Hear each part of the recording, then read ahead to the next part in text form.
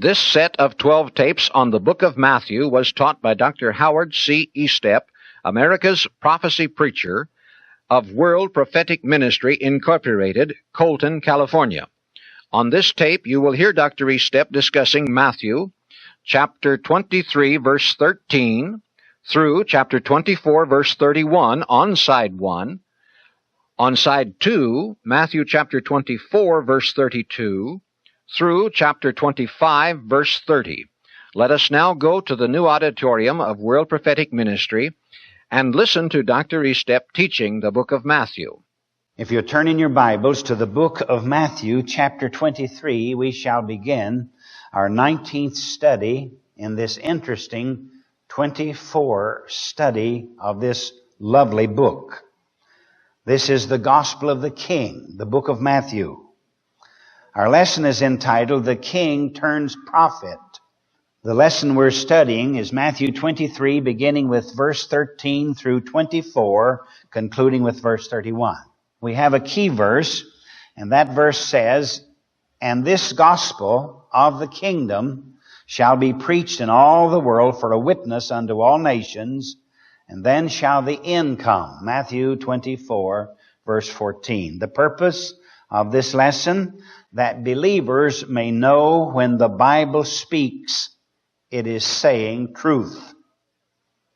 Always remember that this is truth. This is not a book of myths. It's a book of truths. Our lesson outline is in 7 parts. The first one, 8 woes upon the Pharisees. These are W-O-E-S, 8 woes upon the Pharisees, Matthew 23, verses 13 through 33. Number 2, the king tells of persecution for believers, Matthew 23, verses 34 through 36. 3, the king predicts the overthrow of Jerusalem and the temple, Matthew 23, beginning with verse 37 through Matthew 24, verse 2. The 4th point, signs of the second advent of the King. Matthew 24, begin with verse 3 through 8. 5, signs of sorrow upon Israel.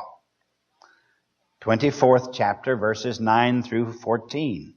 6, special instructions to Israel during the tribulation period. Matthew 24, begin with verse 15 through verse 22. And lastly, number 7, predictions of events during tribulation. Matthew 24, beginning with verse 23 through 31. We have quite a bit of ground to cover, so let's begin immediately with our first point, 8 woes upon the Pharisees, beginning in verse 13 of chapter 23, and this is what it has to say. But first of all, may I just emphasize that a woe is a time of sorrow, grief, misery, and trouble. Verse 13, "But woe unto you, scribes and Pharisees, hypocrites, for ye shut up the kingdom of heaven against men. For ye neither go in yourselves, neither suffer ye them that are entering to go in." Jesus is saying that the scribes and the Pharisees shut up the kingdom of heaven from men. What they're saying is that they withhold the truth from men. And any time a teacher doesn't tell the truth, then he's actually shutting the door in the face of those who listen. And so Jesus is saying concerning the scribes and the Pharisees of his day, he says that ye have shut up the kingdom of heaven against men because they didn't teach the truth. They taught traditions of men. And that's what Jesus ran into when he started his ministry, because at the end of a 1,500-year period, they were not teaching the 10 Commandments, neither the 496 points of the Mosaic Law, but they were teaching the 5,000 traditions of men. And traditions of men will get you nowhere but hell. Withholding the truth is what he's saying here. Verse 14, "Woe unto you, scribes and Pharisees, hypocrites, for ye devour widows' houses, and for a pretense make long prayer. Therefore ye shall receive the greater damnation. What he's saying here is that they are devouring widows' houses because they were imposing certain restrictions upon widows. They were robbing them of their property, taking advantage of them. This is an age-old scheme among some men to take advantage of widows. And Jesus was emphasizing that. And then he concluded that second woe by saying, for a pretense make long prayer. It's rather interesting, but I notice here in my notes it says that they prayed sometimes prayers that were as much as 3 hours long, sanctimonious, standing on the street corners. And this is what Jesus is bringing out here in the 14th verse. He says for them, they're going to receive the greater damnation. Let's look at the third woe, verse 15. Woe unto you, scribes and Pharisees, hypocrites, for ye compass sea and land to make one proselyte. That sounds like this modern day and age. Some false religions will climb all over your yard and your garage and your back and front porch on Saturday to try to get you to come to their church, trying to make proselytes.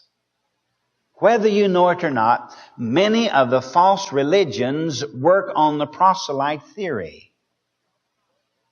Most of the converts to the cult religions come from dissatisfied church members who haven't gotten the Word or who haven't gotten the truth.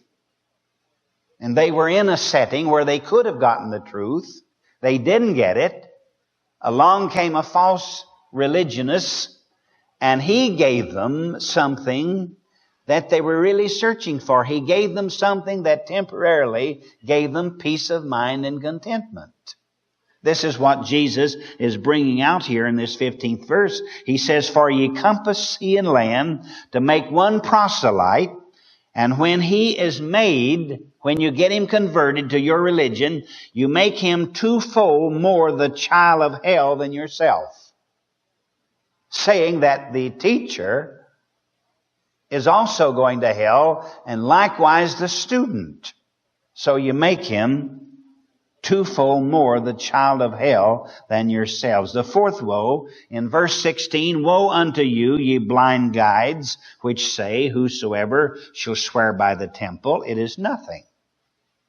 But whosoever shall swear by the gold of the temple, he is a debtor. They were saying, swearing by the temple is nothing. They had gotten to the place where they did not regard the temple as God's house. But they were looking more at material things than they were at the spiritual things, and they were paying more recognition to an individual who would swear by the gold of the temple rather than by the temple itself. Verse 17, he says, ye fools and blind, calling both of them, ye fools and blind, for whether is greater, or which is greater, the gold or the temple that sanctifieth the gold? Which is greater? Look at verse 18. This is what it says. And whosoever shall swear by the altar, it is nothing. But whosoever sweareth by the gift that is upon it, he is guilty. Ye fools and blind, for whether is greater, the gift or the altar that sanctifieth the gift? Verse 20, whoso therefore shall swear by the altar, sweareth by it, and by all things thereon. Verse 21, and whosoever shall swear by the temple, sweareth by it, and by him that dwelleth therein. So he's touching here on a very touchy situation, and he's emphasizing false vows. False vows. People swearing by all sorts of things. And he's emphasizing the fact that people should swear by those things which are more important. And he that swear by heaven sweareth by the throne of God and by him that sitteth thereon. In other words, taking a vow relative to earthly things actually is insufficient. Swearing by the temple or the gold in the temple. But if you swear by heaven, that is, if you take a vow before the God of heaven and by the God that sitteth upon the throne, then you're honestly and sincerely taking a vow. But it's amazing how many people don't want to take vows today. I know one of the common letters that we get in our ministry is this: I just never promise anything for the Lord's work. If I have it, I'll give it. If I don't have it, I won't give it. But they promise the finance company for the car payment. Promise the company for the payment on the furniture. Promise light and power to pay the light bill every month. The water company to pay the water bill every month. But they just never obligate themselves for God because they just don't feel it's right. Aren't people fickle? Verse 23, this is the fifth woe, my mistake. The fifth woe, verse 23. Woe unto you, scribes and Pharisees, hypocrites, for ye pay tithe of mint and anise and cumin. Now mint, anise, and cumin, these are sweet scented plants, and also they're condiments that you use in cooking. And you notice what he's saying? He says here to these scribes and Pharisees, he says, you pay tithe of mint and anise and cumin. In other words, in those days it was possible, under the traditions of men, if your wife had put salt and pepper and different condiments in the beef stew and she hadn't tithed those condiments to God, he could come in the house and declare her divorced. That was one of the 5,000 traditions of men. And Jesus is saying here, he says, you pay a tithe of mint and anise and cumin, and you have omitted the weightier matters of the law. You're working on these little tiny finite things that don't mean anything. You've passed up the weightier matters of the law: judgment, mercy, and faith. You're robbing widows of their homes. You're not showing any mercy on those who are obligated financially. You're not showing any faith. You're too materialistic, he's saying here in verse 23. These ought ye to have done. These weightier matters such as judgment, mercy, and faith, these ought ye to have done, and not to leave the other undone. Verse 24, ye blind guides which strain at a gnat and swallow a camel. These fellows weren't interested in the weightier matters of the law. They were interested in the little things which didn't amount to a hill of beans, in the vernacular of a southern preacher who has journeyed west. They were straining at a gnat and swallowing a camel. Now we'll look at verse 25, where we have the sixth woe. Woe unto you, scribes, Pharisees, hypocrites. He always calls them hypocrites. For ye make clean the outside of the cup and of the platter, but within, inside the cup and the platter, they are full of extortion and excess. They didn't get through the dishwashing machine, and they're dirty inside, and you're worrying about the outside. Verse 26, watch it. Thou blind Pharisees, cleanse first that which is within the cup and platter, that the outside of them may be clean also. Now what's he saying? He is saying in so many words that it's more important that the inner man be clean than the outer man. Much more important. That we first of all make sure that, spiritually speaking, the inner man has been to the laundry and dry cleaned and pressed, and all the spots are cleaned and the wrinkles are ironed out. Worry about the inner man first, and then worry about the outer man. And he's accusing them of doing the very opposite. Now we look at verse 27, and there we have the seventh woe, and this one deals with self-righteousness. Woe unto you, scribes and Pharisees, hypocrites, for ye are like unto whitened sepulchres. These are burying places. We see them in the Middle East quite frequently as we drive through that part of the world, and they have these stone coffins beautifully painted white on the outside. But watch the rest of the verse, which indeed appear beautiful outward, but are within full of dead men's bones and of all uncleanness. Inside those sepulchres, there are dead men's bones, and they're very unclean. What does it say in verse 28? Even so ye also outwardly appear righteous unto men, you scribes and Pharisees. You appear righteous. Your priests standing on the corner, praying 3-hour prayers, dressed in their best clerical garb. They look handsome, very dignified. In fact, they look almost godly. But within ye are full of hypocrisy and iniquity.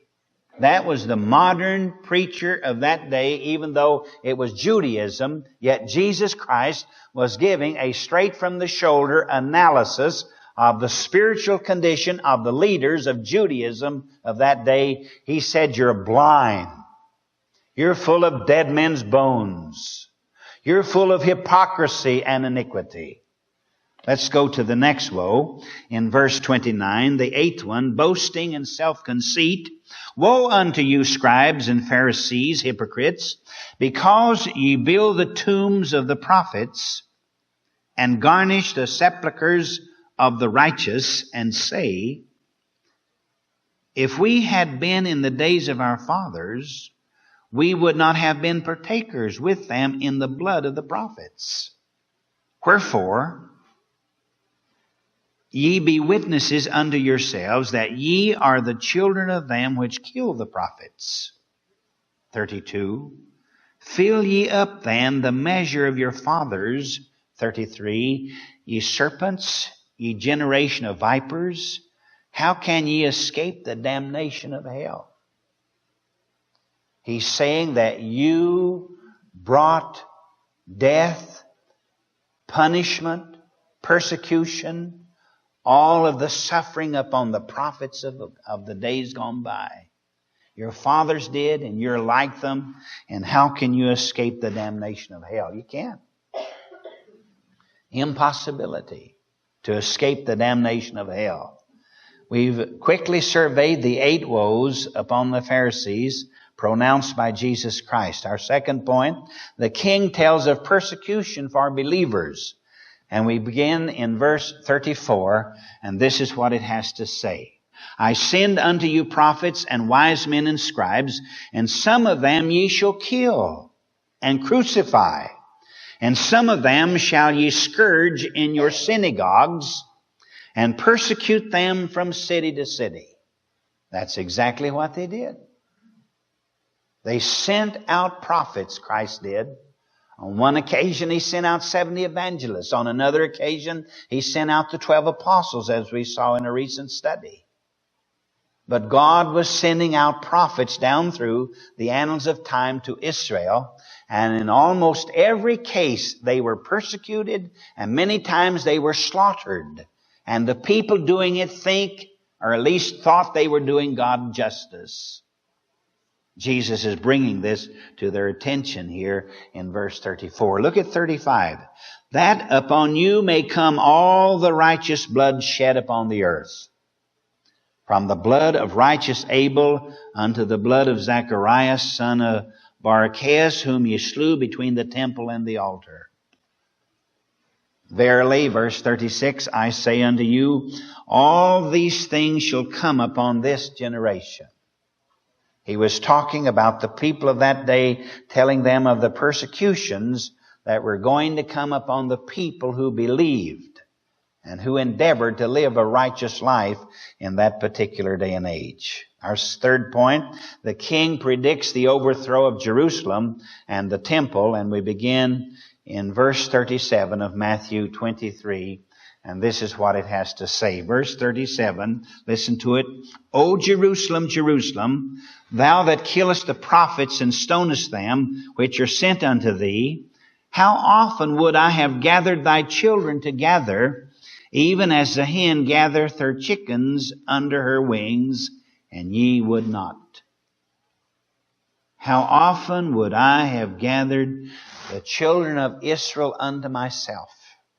He came to Israel. The gospel was given to the Jews first. They had the gospel before the Gentiles ever got it.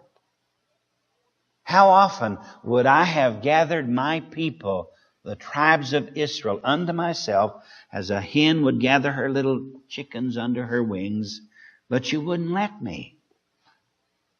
Verse 38, see what it says. Behold, your house is left unto you desolate.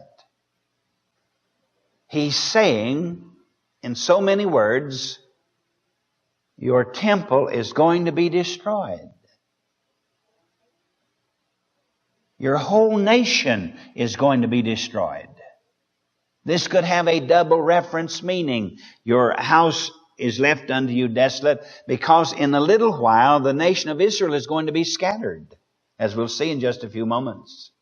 In a little while, your people are going to be scattered. Your house is going to be destroyed. There'll not be a stone left standing one on top of another. Look at verse 39. For I say unto you, ye shall not see me henceforth, till ye shall say, Blessed is he that cometh in the name of the Lord. As I've been to Israel quite a number of times, and talk to different segments of the population of that country, whether they are Orthodox or not, we find them constantly talking about Messiah. They're looking for Messiah. Of course, we know, according to the writings of Paul, in Romans chapter 11, verse 25, that Israel has gone back to her land in spiritual darkness. The Bible tells us that. Circumstances reveal that. We know it. But they're still looking forward to their Messiah to come. There's one of the 8 gates around this old city of Jerusalem, known as the Eastern Gate, or the Golden Gate, that is all sealed up. It's blocked off. Several hundred years ago, the Turks, when they were in control of Jerusalem, heard a persistent rumor that Messiah was coming, and when he did, he would enter in the city through that particular gate, and the Turks concreted the thing up, shut it up, to keep Messiah from coming. Blessed is he that cometh in the name of the Lord. Jesus weeping over Jerusalem, predicting its overthrow, and also the destruction of the temple, beginning in chapter 24 with verses 1 through 2. And this is what it says. Watch it carefully. Verse 1 of chapter 24. Jesus went out. He went out of what? He went out of the temple and departed from the temple. He must have been in the temple teaching them. So he gets up, he goes out of the temple, he departs the temple, and his disciples came to him for to show him the buildings of the temple. Verse 2. And Jesus said unto them, See ye not all these things? He's just reversing the application. He says to them, Now, do you see all of these buildings? You see all these things? Yes, Master, we see them. What? Verily I say unto you, there shall not be left here one stone upon another that shall not be thrown down. That was a prophecy. The king turns prophet. That's the name of our lesson. He's telling them that in a little while, this building is going to be torn down. This magnificent white marble structure, built by King Herod to appease your nation, is going to be torn down, and there will not be 2 stones left standing one on top of another. And at the end of a 4-year war, concluding in 70 A.D., Titus, The Roman general with the Roman legions, thousands of soldiers, marched on Jerusalem and literally multiplied. Thousands of people died horrible deaths. And the temple was destroyed. Herod's temple. Absolutely torn apart, stone by stone. And some of the stones, my friends, weighed as much as 10 tons. And not 2 stones left standing on top of another. The king predicts the overthrow of Jerusalem and the temple. It actually came to pass, just as he said, but that whole thing is going to be repeated all over again as far as the suffering part in the tribulation period ahead of the Jewish people. Let's look at our 4th point, signs of the second advent of the King, and this is Matthew 24, beginning in verse 3 through 8, and these are signs that pertain to the second advent. I'm not talking about the rapture. The rapture takes place, and then begins a 7-year tribulation period, and at the end of that 7-year tribulation period is the second advent, when Christ comes from glory back to the earth. Signs for that, beginning in verse 3. Watch carefully. This is what it has to say. And as he sat upon the Mount of Olives, the disciples came unto him privately, saying, Tell us, when shall these things be? He must have been teaching them a lot of different prophecies, unfolding unto them very great, deep truths of the Bible, of the Scriptures. Technically, we didn't have a Bible at that time, but they did have the Old Testament. And so he's revealing unto them a lot of difficult things. Probably it triggered their thinking faculty of their mind, and they're inquisitive. And they say, Tell us, when shall these things be? And what shall be the sign of thy coming? He must have told them about his second advent. What will be the sign of thy coming and of the end of the world? And this word world is correctly translated age. No such thing as the end of the world in this context here. The end of the world comes at the end of the millennial kingdom, the 1,000-year reign of Christ, when 2 Peter chapter 3 verses 10 through 12 is fulfilled, when everything is destroyed by fire. And then there's a new heaven made and a new earth made. But right here they want to know what's the end of the age. Look at verse 4. And Jesus answered and said unto them, Take heed that no man deceive you. 5. For many shall come in my name, saying, I am Christ, and shall deceive many. And ye shall hear of wars. He's talking to the apostles about the second advent. Ye shall hear of wars and rumors of wars. See that ye be not troubled, for all these things must come to pass, but the end is not yet. It seems as though wars are to be a continuing process of the economy of mankind until the great and final war, Armageddon. That's what this verse seems to indicate to me. For nation shall rise against nation, kingdom against kingdom. There shall be famines and pestilence and earthquakes in many places. All these, verse 8, are the beginning of sorrows. That's why I teach that we are now living in the beginning of sorrows. That period of time has already begun. Because we have all of these signs in verse 5 through 7. We have all of the signs existing at the present time. Now let's follow it a little further as we look at the signs of sorrow to come upon Israel, beginning in verse 9 through 14 of chapter 24. And this is what it has to say, beginning in verse 9. Then, at that particular time, when this portion of Scripture is fulfilled, then shall they deliver you up to be afflicted, talking to the Jews. He's not talking to the Baptists. He's talking to the Jews. Then shall they deliver you up to be afflicted, and shall kill you, and ye shall be hated of all nations for my name's sake. And then shall many be offended, and shall betray one another, and shall hate one another. And many false prophets shall rise, and shall deceive many. And because iniquity shall abound, the love of many shall wax cold. People who thought they were in love with God are going to fall out of love with God. Circumstances are going to cause them to change their minds. When they're sent off to a labor camp, or off to a place to have their life snuffed out of their bodies, they'll change their position mighty quick. You notice how easy it is to have an investigation in Congress and find a number of senators and congressmen that have been taking bribes? Jesus is bringing this out.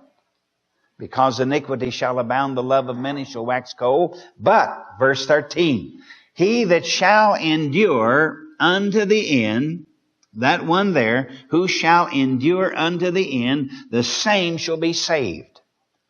Endure unto the end of the tribulation period, it's not saying that. It's saying if he endures unto the end of his life. If he stays true to God right up to the time he dies, he shall be saved. Talking about the people of that day. In the tribulation period, the Jews who are saved will not be saved by accepting Christ as Savior. They'll be saved by enduring unto the end of the breath in their nostrils, and God will save them under those circumstances, because remember, they are His people. And He can do whatever He wants to with His particular people. Let's advance this study just a little bit further. And verse 14, I want to look at that. And this gospel of the kingdom, verse 14, this gospel of the kingdom shall be preached in all the world for a witness unto all nations, and then shall the end come. So there is to be the preaching of that gospel of the kingdom into all the world for a witness unto all nations. And have you ever in all of your life known of so much gospel that's being preached today? We have tremendous religious Christian organizations who, through the force of great, powerful shortwave transmitters, are sending the gospel around the world any hour of the day or night. There's at least 6 major organizations that are doing nothing but sounding the gospel around the world constantly. The transmitters never shut down. And then the printing presses all over the world in the free countries are printing up absolutely, literally, tons upon tons of hundreds of tons of literature, and literally putting it all over this globe earth in many languages so people can understand it. The Bible in over 1,200 different languages. Never in the history of mankind have people been so instructed in the Word of God. No excuse. Look at the special instructions to Israel during the tribulation. This is chapter 24, and we're beginning there in verse 15. Watch it carefully. This is special instructions to Israel, or the remnant that shall be living in Jerusalem, in that immediate area in the middle of the tribulation period. Verse 15. When ye therefore shall see the abomination of desolation, spoken of by Daniel the prophet, stand in the holy place, and that is actually fulfilled in 2 Thessalonians chapter 2, verse 4, where the Antichrist goes into the newly rebuilt temple and tells the world that he is God. 2 Thessalonians 2:4. When you see that individual stand in the holy place, verse 16, then let them which be in Judea, not New York, Chicago, Los Angeles, Tokyo, London, Berlin, no. But let them which be in Judea flee into the mountains. Let him which is on the housetop not come down to take anything out of his house. Neither let him which is in the field return back to take his clothes. And woe unto them that are with child, and to them that give nourishment in those days, saying that a young mother with a child at the breast is going to be a terrific time, a time of hardship, a time of the Israelitish people moving from the area of Judea into the mountains of Edom. Verse 20, pray that your flight be not in the winter, neither on the Sabbath day. Israel, in the middle of the tribulation period, would have rebuilt her temple. She'll be living under the Mosaic law again as far as she's concerned. Now, God's not going to put them under the Mosaic law, but they'll be living under the Mosaic law at that time. And for them, a Sabbath day, a short journey, a very short journey, but they're going to have to really get out and move for way over 150 miles to get from Jerusalem to the place in the mountains that has been prepared for them. Verse 21, for then shall be great tribulation, such as was not since the beginning of the world to this time, no, nor ever shall be. Look at verse 22, and except those days should be shortened, there should no flesh be saved. But for the elect's sake, those days shall be shortened. Meaning to say that the last half of the 7-year tribulation period is going to be a time of tremendous suffering. And Jesus in Matthew chapter 24 is giving the Israelitish people the warning. But they don't read the New Testament. They're spiritually blind. They're not interested. They do not believe that Jesus Christ was the Messiah. They say He was a prophet like Moses and Elijah and the other prophets. That He was no different. He was not the Son of God. So supernaturally, God is going to have to protect them.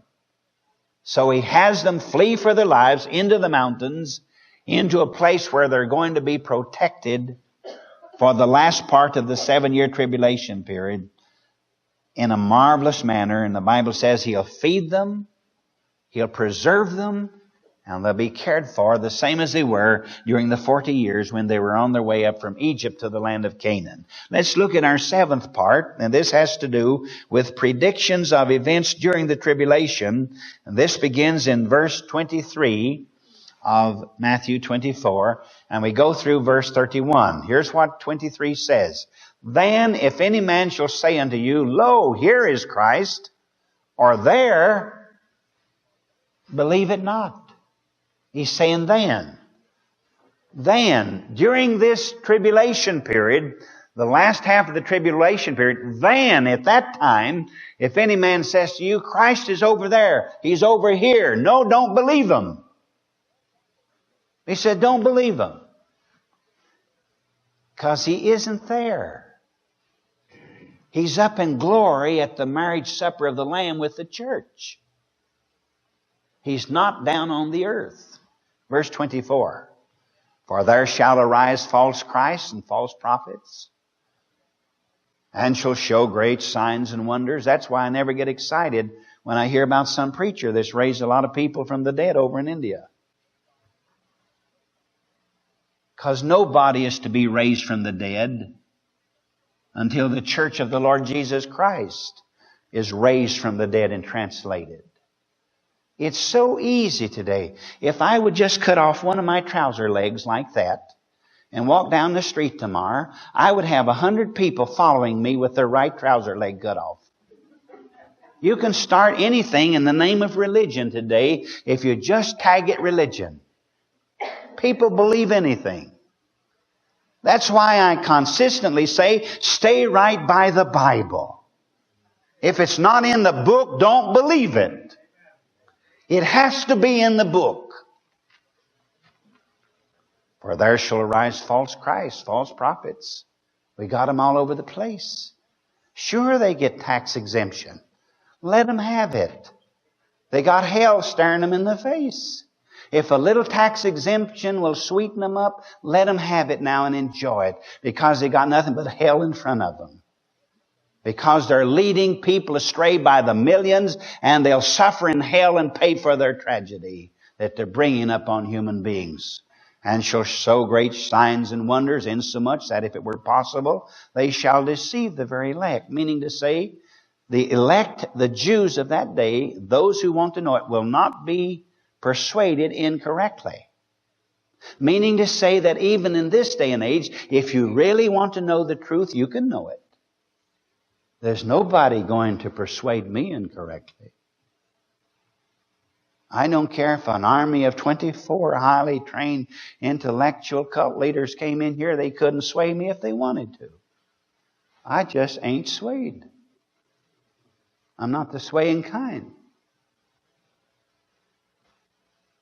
Behold, I've told you before. So he says, I've told you before. Behold, he is in the secret chambers. He's over here in the temple, or he's over here in the synagogue.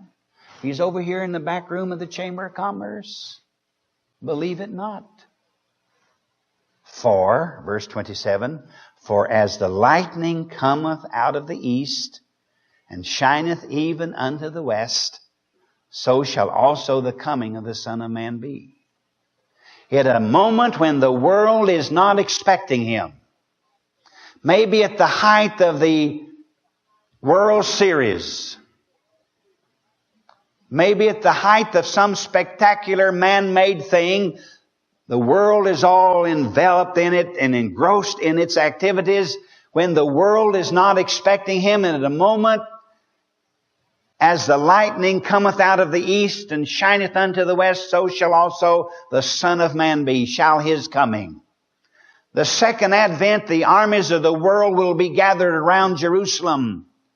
Millions of them from all of the countries of the world represented there. And in a moment when they have gone there to annihilate the Jew, because the Jews to become the most hated of all individuals upon the face of this earth, when the armies of the world go there to annihilate the Jew, at the psychological moment,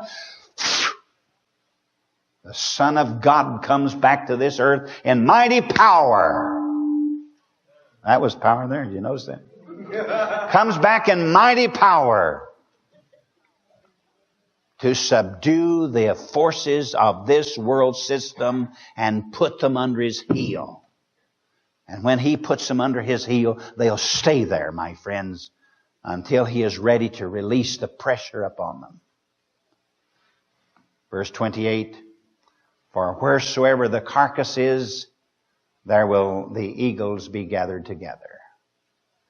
What was my point? Predictions of events during the tribulation period. Let's look at 3 more verses. Immediately after the tribulation of those days shall the sun be darkened, the moon shall not give her light, the stars shall fall from heaven, and the powers of the heavens shall be. I'd like to hear the morning weather report after that, wouldn't you? Wouldn't that be interesting? How they're going to put all of that together. The moon shall not give her light, the sun's going to not shine, the stars are going to fall from heaven.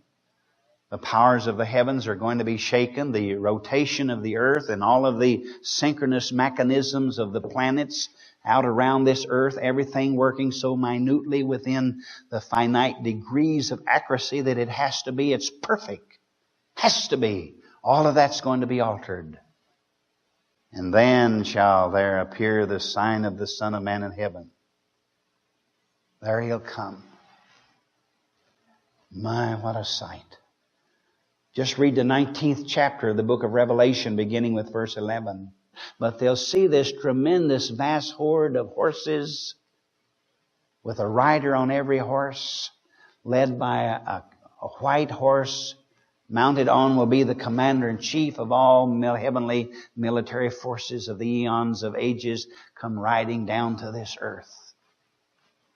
Coming to bring justice and equality to this earth, which has had nothing but sin and degradation and the scars of multitudes of wars.